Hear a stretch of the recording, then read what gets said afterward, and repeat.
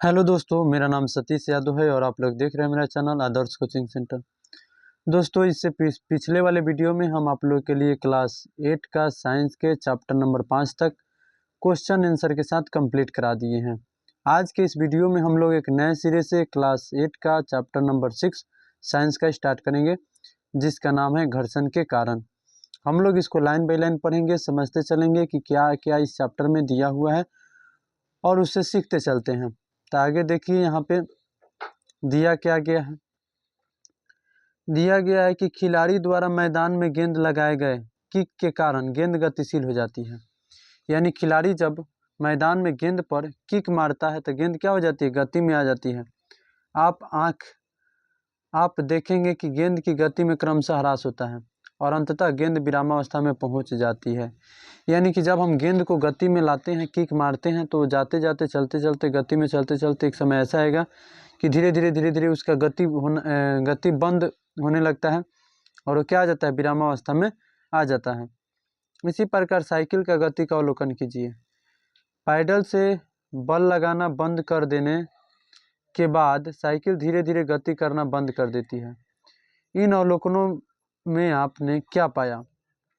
तो इन अवलोकनों में हम लोगों ने यह पाया कि दो वस्तुओं के बीच, उसके सतहों के बीच एक बल कार्य करती है, उसे घर्षण बल कहते हैं। और घर्षण बल के कारण ही ये चीज़ें ऐसे हो रही है। घर्षण बल के कारण ही हम लोग जब पैडल से बल लगाते हैं, लगाने के बाद छोड़ देते हैं, तो एक समय ऐसा आएगा कि साइकिल धीरे धीरे गति करना बंद कर देती है और रुक जाती है। निश्चित रूप से गेंद एवं साइकिल की गति का विरोध हो रहा है। कहने का अर्थ यह है कि गेंद और साइकिल की गति का क्या हो रहा है, विरोध हो रहा है। और इस पर लगते विरोधी बल ने गति में परिवर्तन लाया।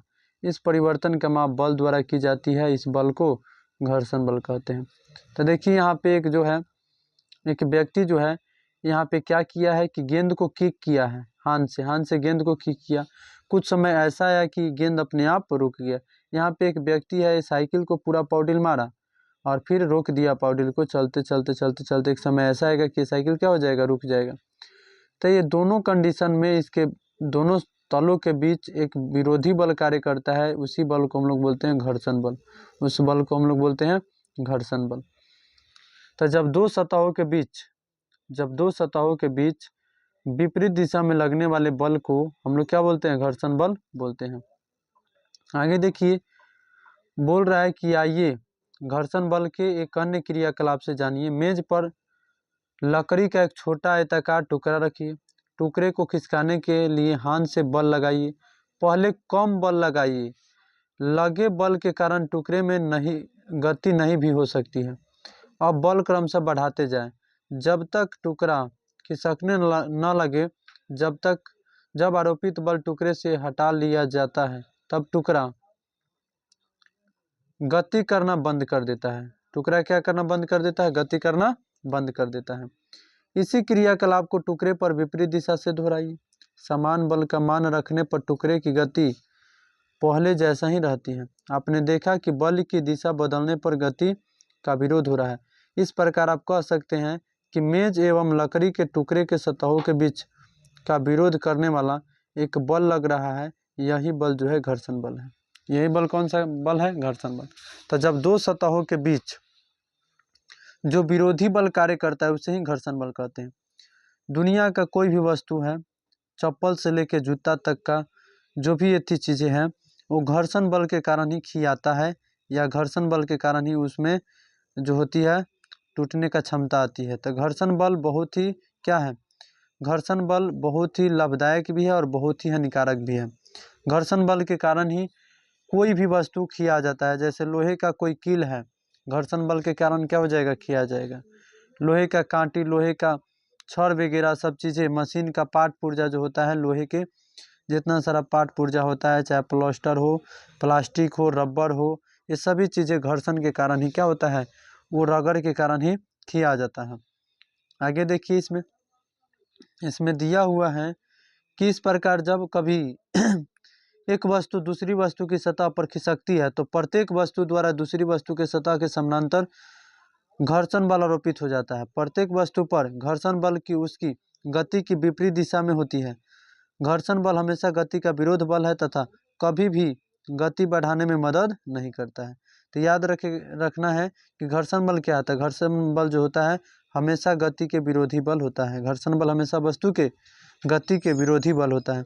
चूँकि घर्षण बल दो सतहों के बीच कार्य करती है, इसलिए यह संपर्क बल भी है। अच्छा, घर्षण बल को एक और नाम से जानते हैं, इसको संपर्क बल के नाम से भी जानते हैं।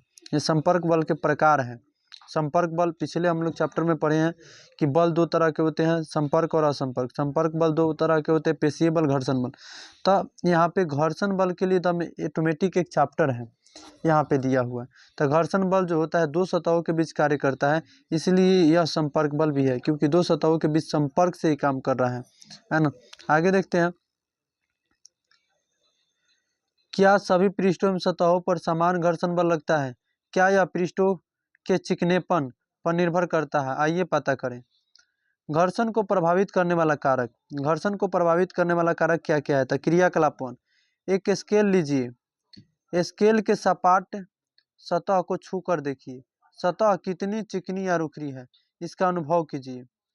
तो जब स्केल लेंगे और उसके सतह को देखेंगे तो चिकनी या रुखरी है, इसके सतह को छू करके अनुभव करेंगे। और स्केल को मेज पर रखिए, सपाट सतह स्केल के ऊपर होनी चाहिए। अब स्केल के एक सिरे को उठाइए, इसके ऊपर सिक्का को रखिए, स्केल को तब तक ऊपर उठाते रहिए जब तक सिक्का इस पर सरकने न लगे। अब स्केल के नीचे पुस्तक आदि रखकर स्केल को नत समतल में रखते हैं। इसके बाद सिक्का की जगह पर विभिन्न प्रकार सतहों वाली वस्तुएं जैसे पेंसिल, कटर, रबर आदि वस्तुओं को रबर आदि वस्तु का प्रयोग करते हैं। यहाँ पे देखिए, यहाँ पे एक पुस्तक पर यहाँ पे स्केल को रख दिया गया है। स्केल रुखरी है कि चिकनी है, इसके लिए यहाँ पे देखिए क्या किया जा रहा है, देखते हैं। आगे बता रहा है कि करते हैं जिसकी एक सतह समतल हो, वस्तु को स्केल पर बारी बारी से रखते हैं। अब धीरे धीरे स्केल को ऊपर उठाइए जिससे अनंत तल का कोण बदलता जाए। किस ऊंचाई पर कौन सी वस्तु आसानी से सरकती है, कौन सी वस्तु एकदम नहीं सरकती है। अब स्केल की सतह पर थोड़ा पाउडर छिड़कते हैं, सिक्के को फिर से स्केल के किनारे रखते हैं, दूसरी वस्तुओं को स्केल पर रखकर भी फिर सरकाते हैं। पाउडर के बिना तथा पाउडर लगाने के बाद स्केल की ऊंचाई में क्या आपने अंतर अनुभव किया? तो जब हम लोग पाउडर नहीं लगाते हैं तब स्केल उतना जल्दी सिरकता नहीं है, लेकिन पाउडर लगाने के बाद वहाँ पे सतह जो होता है चिकनी हो जाती है, जिसके कारण स्केल को हल्का सा भी खिसकाने से क्या हो जाएगा, सरक जाएगा। अब देखिए क्रियाकलाप 2 यहाँ पे दिया गया 6.3, इस चित्र के माध्यम से भी समझ सकते हैं। क्रियाकलाप 2, क्रियाकलाप 2 कह रहा है कि एक छोटा लकड़ी या स्टील का बक्सा या पेटी लेते हैं, इसमें कमानीदार तुला लगा देते हैं। देखिए यहाँ पे कमानीदार तुला लगा दिया है ना। अब कमानीदार तुला द्वारा बक्से को खींचिए, जैसे बक्सा गति करना आरंभ करे कमानीदार तुला का पठन लीजिए।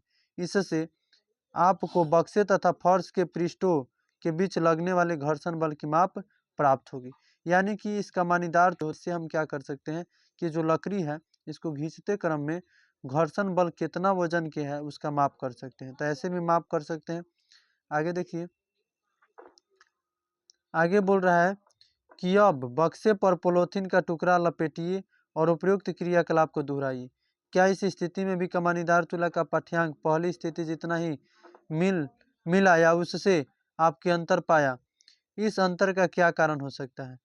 नहीं खिसकने के क्या क्या कारण हो सकते हैं? तो नहीं खिसकने के बहुत सारे कारण हो सकती है। घर्षण के कारण नहीं भी खिसक सकता है, और अगर उस सतह मुलायम होगा और बल ज़्यादा लगेगा तो खिसक भी सकता है। अब देखिए कमानीदार तुला का बारे में थोड़ा सा यहाँ पे दिया गया है। कमानीदार तुला क्या है? ये कमानीदार तुला होता है, इससे बोरा का वजन किया जाता है या कोई भी वस्तु का वजन किया जाता है, जो टांग के वजन किया जाता है। तो कमानीदार तुला एक युक्ति है जिसके द्वारा किसी वस्तु पर लगने वाले बल को मापा जाता है। इसमें एक सर्पीली कमानी होती है जिसमें बल लगाने पर प्रसार होता है। कमानी की माप इसके आंशिक पैमाने पर चलने वाले संकेतक द्वारा की जाती है। पैमाने के पाठ्यांक द्वारा बल का परिणाम प्राप्त किया जाता है। तो इसमें देखिए यहाँ पे हुक लगा हुआ है, इस हुक में टांग करके और बल को मापते हैं कि कितना बल लग रहा है, कितना वजन है।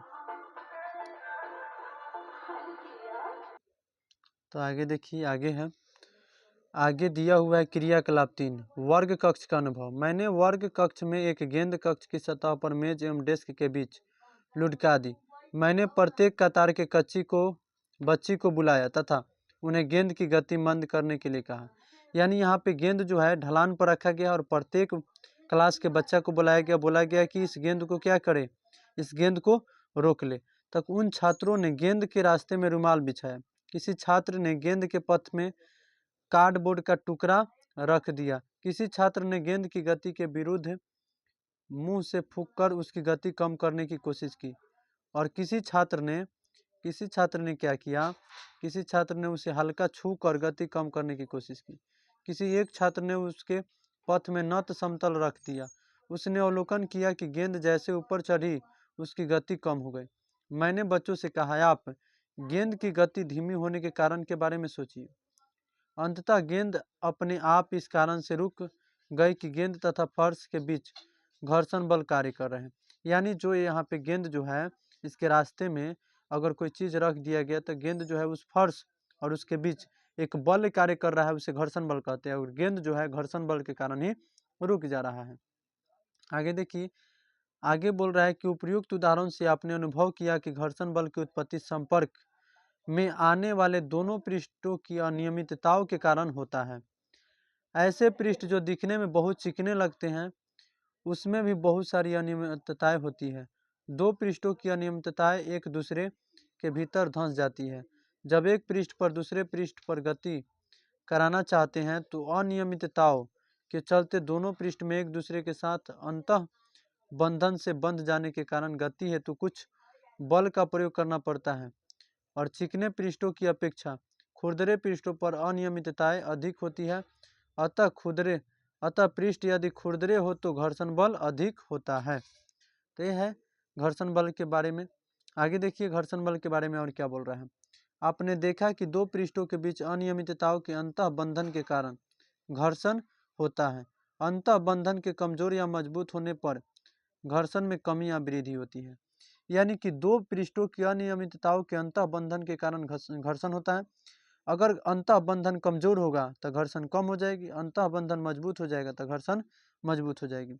इसका अनुभव आप किसी कुर्सी को उस पर समय खींच कर सकते हैं जब उस पर कोई व्यक्ति नहीं बैठा हो तथा जब कोई व्यक्ति उस पर बैठा हो। जब कोई व्यक्ति किसी कुर्सी पर नहीं बैठा होगा उस समय तुरंत खींचा जाएगा कुर्सी, इससे घर्षण कम लगेगा। लेकिन जब कोई व्यक्ति उस पर बैठा रहेगा तो उसको खींचने में बहुत सारी कठिनाइयों का सामना करना पड़ेगा, इसीलिए उस पर घर्षण होगा। आगे देखिए यहाँ पे जो है एक व्यक्ति इस कुर्सी को खींच रहा है जो खाली है, तो जल्दी खींचा गया। लेकिन एक व्यक्ति को बैठा के खींच रहा है तो उतना उठा नहीं। देखिए यहाँ पे पूरा उठ गया और यहाँ पे कम उठा है। इससे क्या पता चल रहा है कि घर्षण बल के कारण वो नहीं उठ पा रहा है और यहाँ पे घर्षण कम लग रहा है, इसके कारण ये उठ जा रहा है। तो घर्षण के बारे में और देखिए क्या बोल रहा है। अस्थैतिक घर्षण एवं सर्पी घर्षण। जब किसी स्थिर वस्तु पर गति के लिए बल का प्रयोग किया जाता है तो शुरू में ही वस्तु में गति नहीं हो पाती है। कम परिमाण में बल प्रयोग करने पर घर्षण बल द्वारा संतुलित हो जाता है। इस स्थिति के बाद जब वस्तु गति करने की अवस्था में पहुंच जाती है तथा समरूप वेग से गति करती है, उस स्थिति में स्थैतिक घर्षण बल की माप कर सकते हैं। क्योंकि इस स्थिति में हमारे द्वारा बल लगाया गया बल घर्षण बल के बराबर होता है। यानी कि जब कोई वस्तु गति में ना हो और जब कोई जो वस्तु में गति नहीं हो पाती है और कम परिमाण में बल का प्रयोग करते हैं तो उस समय घर्षण बल क्या होती है, संतुलित होती है। यानी कि घर्षण बल और स्थिति में जो व्यक्ति द्वारा लगाया गया बल घर्षण बल के क्या होते हैं, बराबर होते हैं। जब वस्तु किसी सतह पर त्वरित गति से सरकना आरंभ कर देती है उस समय दोनों के पृष्ठों के बीच कार्य करने वाले घर्षण को सर्पी घर्षण कहते हैं। तो सर्पी घर्षण क्या है, तो जब वस्तु की किसी सतह पर त्वरित गति से सरकना आरंभ कर देती है तो उस समय दोनों के पृष्ठों के बीच कार्य करने वाली घर्षण बल को सर्पी घर्षण कहते हैं। और सर्पी घर्षण बल का मान स्थैतिक घर्षण बल की अपेक्षा कम होता है। तो याद रखना कि सर्पी घर्षण बल की मान स्थैतिक घर्षण बल की अपेक्षा कम होती है। आगे देखिए, आगे है घर्षण हानिकारक परंतु अनिवार्य क्यों। देखिए घर्षण तो बहुत हानिकारक भी है और बहुत अनिवार्य भी है। देखिए यहाँ पे दिया हुआ है, सतहों के बीच घर्षण ऊर्जा का अपव्यय है। घर्षण के कारण वस्तुएं घिस जाती है। हम जो कपड़ा पहनते हैं घर्षण के कारण खींच कर खराब हो जाते हैं। हमारे जूते चप्पल के सोल घर्षण के कारण घिस जाते हैं। रास्ता जिस पर अधिक पैदल आवागमन होता है घिसी हुई रहती है। घर्षण के कारण चाकू के धार घिस जाते हैं जिससे काटने में कठिनाई होती है। घरों में उपयोग लाए जाने वाले बर्तन सफाई के क्रम में घिस कर खराब हो जाते हैं। पेंसिल, पेन, बॉल बेयरिंग आदि भी घर्षण के कारण घिसकर खराब हो जाते हैं। मशीनों में घर्षण के कारण ऊर्जा का क्षय होता रहता है। तो घर्षण के कारण इतना सारा नुकसान है, फिर भी हमें अनिवार्य है घर्षण। क्यों? तो देखिए आगे आगे बताते हैं। आगे दिया हुआ है कि घर्षण से ऊष्मा भी उत्पन्न होती है। जब वाहन गति करते हैं तो घर्षण के कारण उनके पहिए गर्म हो जाते हैं। इस कारण से वाहन भी गर्म हो जाते हैं। उन्हें ठंडा करने वाले संयंत्र का उपयोग किया जाता है। क्रियाकलाप 4, अपने हाथ की हथेली को कुछ समय के लिए रगड़िए। आप क्या अनुभव करते हैं? तो हथेली को रगड़ने से गर्मी महसूस होता है। आगे देखिए क्रियाकलाप 5। क्रियाकलाप 5 कह रहा है कि लिखने वाले साधारण कागज और एक स्टैंड पेपर लीजिए। प्रत्येक सामग्री के ऊपर रबर मिटौने घसिए। प्रत्येक स्थिति में रबर की स्थिति का अनुभव कीजिए। आप घर्षण के कारण रबर के प्रभाव को आसानी से देख सकते हैं। अगर हम पेंसिल से किसी कागज पर लिखेंगे और फिर उस कागज पर के चीज़ें को जो रबर होता है उससे मिटाएंगे, बार बार मिटाने से रबर भी खियाएगा। रबर खियाएगा तो वही बोल रहा है कि रबर के प्रभाव के आसानी से देख सकते हैं आप लोग इसको करके। तो ये किसके कारण खियाएगा रबर? तो घर्षण के कारण। हमने देखा कि घर्षण से अधिक हानि है। वस्तुओं के पृष्ठ में रगड़ के कारण घिसाव होता है। ऊष्मा उत्पन्न होने से अधिक यांत्रिक ऊर्जा का व्यय होता है आदि। तो घर्षण के कारण बहुत ही वस्तुओं के घिसाव के कारण घर्षण से वस्तुएं खराब हो जाती है। तो ये सब तो हम लोग इसके कारण देखे, हानि देखे। अब देखिए घर्षण के लाभ क्या क्या है। घर्षण लाभदायक भी है। घर्षण क्या है? लाभदायक भी है। आपका पृथ्वी पर चलना घर्षण के कारण ही हो पाता है। आपने चिकनी एवं गीली भूमि में चलकर अवश्य देखा होगा, वहाँ चलना कितना कठिन होता है। इस तरह की सतह पर आप चलने के लिए क्या करते हैं? घर्षण के कारण ही वाहनों में गति संभव है। वाहनों के दिशा परिवर्तन में घर्षण सहायक होते हैं। श्याम पट पर या कागजों पर लिखना श्याम पट एवं चौक के बीच या कागज एवं कलम की नींब के बीच घर्षण के कारण ही संभव हो पाते हैं। घर्षण के कारण ही दीवारों पर आपके द्वारा कील ठोकना घर्षण के कारण ही हो पाता है। इस प्रकार हम देखते हैं कि घर्षण हमारे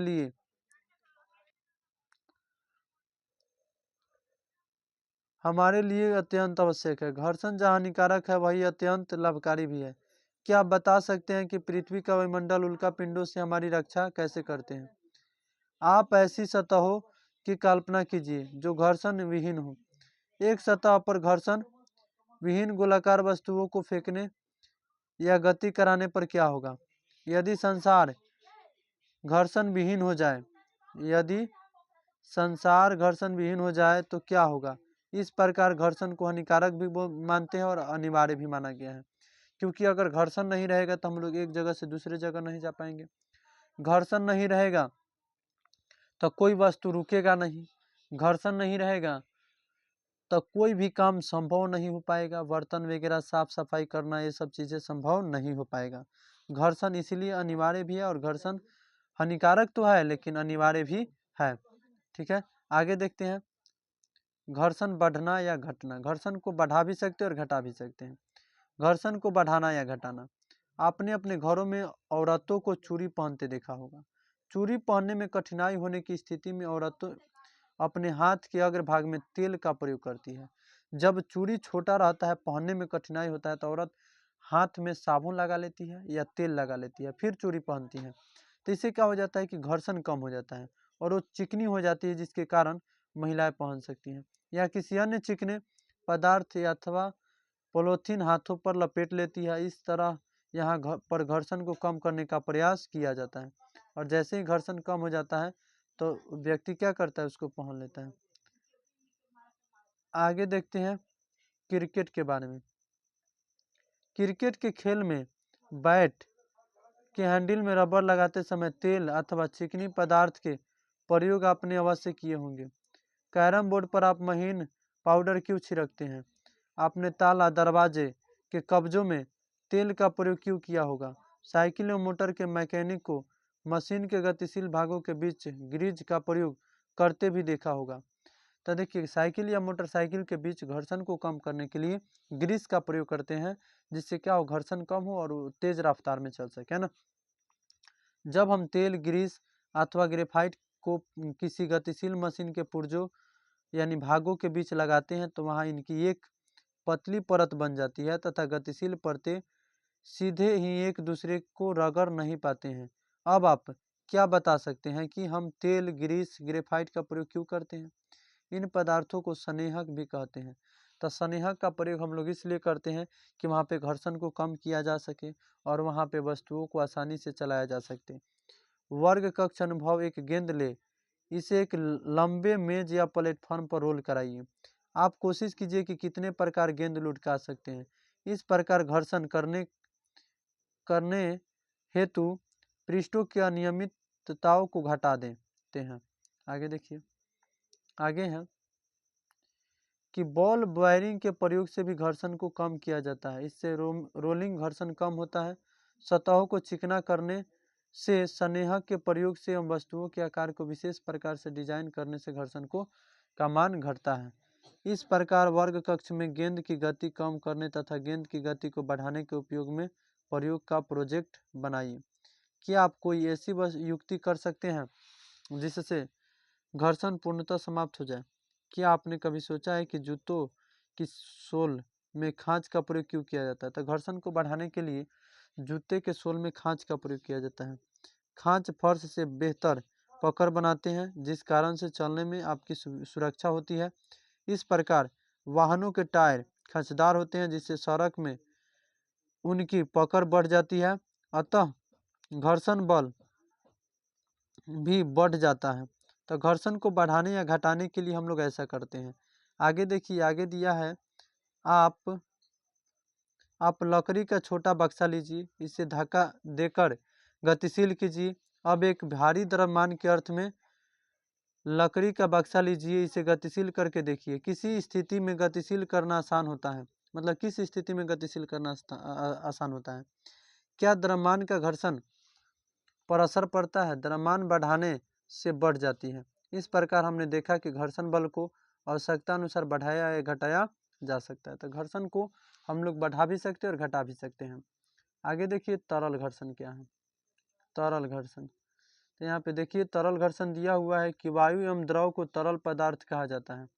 सिर्फ ठोस पदार्थों के पृष्ठों के बीच ही घर्षण नहीं लगता है, तरल पदार्थों के सतहों के बीच भी घर्षण लगते हैं।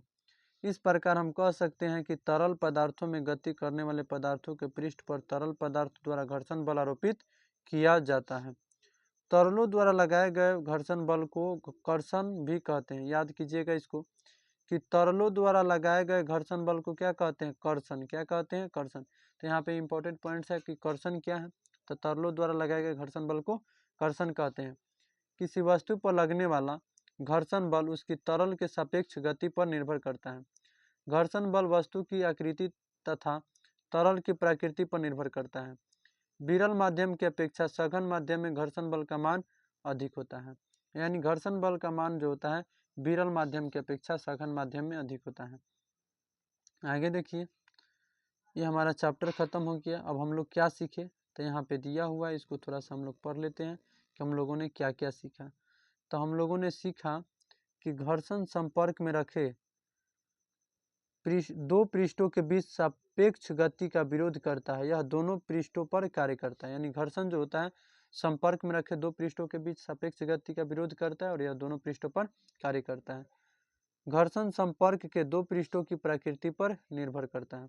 ये भी हम लोग जाने कि दिए गए पृष्ठों के युग्मों के लिए घर्षण इन पृष्ठों के चिकनेपन की अवस्था पर निर्भर करता है।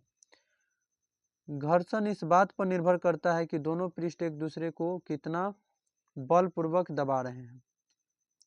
अगला है कि स्थैतिक घर्षण तब कार्य करना आरंभ करता है जब वस्तु को उसकी विरामा की स्थिति से गति में लाने का प्रयास करते हैं। और गति करती एक वस्तु की सतह दूसरी वस्तु की सतह के बीच सर्पी घर्षण कार्य करता है। सर्पी घर्षण स्थैतिक घर्षण से कम होता है। घर्षण हमारे लिए लाभदायक तथा हानिकारक दोनों है। घर्षण के मान को घटाया या बढ़ाया जा सकता है। स्नेहक, बॉल बेयरिंग आदि के प्रयोग से घर्षण को कम किया जा सकता है। तो ये हमारा चैप्टर पूरा हम लोग पढ़ लिए। अब नेक्स्ट वीडियो में हम इसके अभ्यास प्रश्न और इम्पोर्टेंट पॉइंट्स को लेकर के आएंगे। तब तक आप लोग इस चैनल पे जुड़े रहिए, और इस चैनल पे अगर आप नए हैं तो इसको सब्सक्राइब कीजिए, इस वीडियो को लाइक कीजिए, और ऐसे ही वीडियो देखने के लिए अपने दोस्तों के पास शेयर कीजिए। आज के लिए इतना ही, फिर मिलते हैं नेक्स्ट वीडियो में। Thank you so much.